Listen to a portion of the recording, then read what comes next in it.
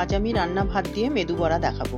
এখানে আমি 1 কাপ রান্না ভাত নিয়েছি, মানে কুকড রাইস নিয়েছি, চালের গুঁড়ো নিয়েছি, সুজি নিয়েছি আর দই নিয়েছি। আর কিছু সবজি নিয়েছি, যেমন পেঁয়াজ কুচো নিয়েছি, আদা কুচো নিয়েছি, ধনেপাতা, কারি পাতা আর লঙ্কা কুচো, আর নিয়েছি একটু আদা কুচো। এগুলো নেওয়ার পর এগুলো পাশে সরিয়ে রাখছি। তারপরে আমি রাইসটা একটু ম্যাশ করে নিতে হবে। যে রাইসটা নিয়েছি, রান্না রাইসটা, তার ম্যাশ করার পর এর মধ্যে দেব চালের গুঁড়ো, সুজি আর দইটা আমি পরে দিচ্ছি। সবজিগুলো আগে মিশিয়ে নেবো। সব যে চপড করা সবজি সেগুলো সবই দিয়ে দিচ্ছি। কাঁচা লঙ্কাটা দিয়েছি, কাঁচা লঙ্কা কারোর ইচ্ছা হলে না দিলেও পারো। আর পেঁয়াজ যারা খায় না সেটা পেঁয়াজটা স্কিপ করতে পারো, তবে পেঁয়াজ দিলে টেস্টটা ভালোই হয়। এর মধ্যে লবণ দিয়ে দিচ্ছি, দিয়ে ভালোভাবে মেশাতে হবে। মিশিয়ে আমি কিছুক্ষণের জন্য একটু সরিয়ে রাখবো। এর মধ্যে দই দিয়ে দিলাম। এবার দই দিয়ে এটাকে মেশাবো। মেশানোর পর আমি 5-7 মিনিট আমি রেস্টে রাখবো, যাতে সুজিটা একটু ফুলে যায় আর একটু শক্ত ভাবও এসে যাবে।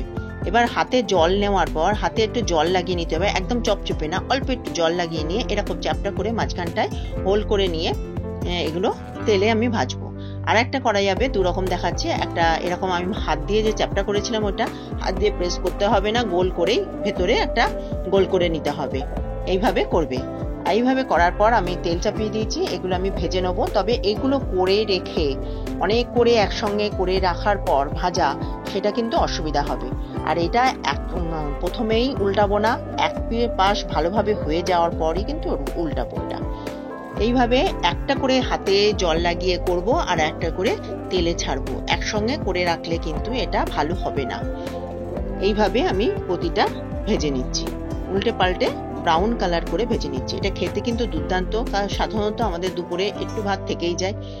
বাড়িতে গেস্ট আসলে চায়ের সঙ্গে কিন্তু মেদু বড়া দেওয়াই যায়। তাছাড়াও তোমরা সকালে এই খাবারটাও নিতে পারো। একটু চাটনির সঙ্গে হলে ভালো হয়, তাছাড়া সসের সঙ্গেও ভালো লাগে।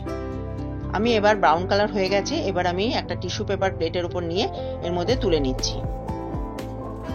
এইভাবে তুলে নিচ্ছে। আর যেটুকুনি আছে আমি ওইরকম হাতে একটু জল লাগিয়ে তারপরে আমি ওই রকম গোল করে নিয়ে মাঝখানটায় একটু হোল করে নিয়ে ওর মধ্যে দিয়ে দিচ্ছি।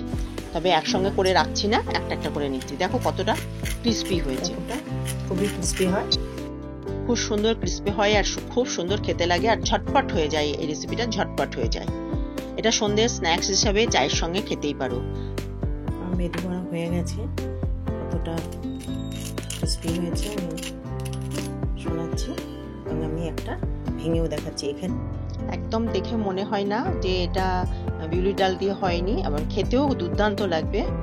এই রেসিপিটা যদি তোমাদের ভালো লেগে থাকে তাহলে অবশ্যই লাইক করো, শেয়ার করো আর আমার চ্যানেলকে সাবস্ক্রাইব করতে একদমই ভুলো না। আজকে এই অবধি। অন্য কোনো দিন অন্য কোনো নতুন রেসিপি নিয়ে হাজির হয়ে যাব। ধন্যবাদ।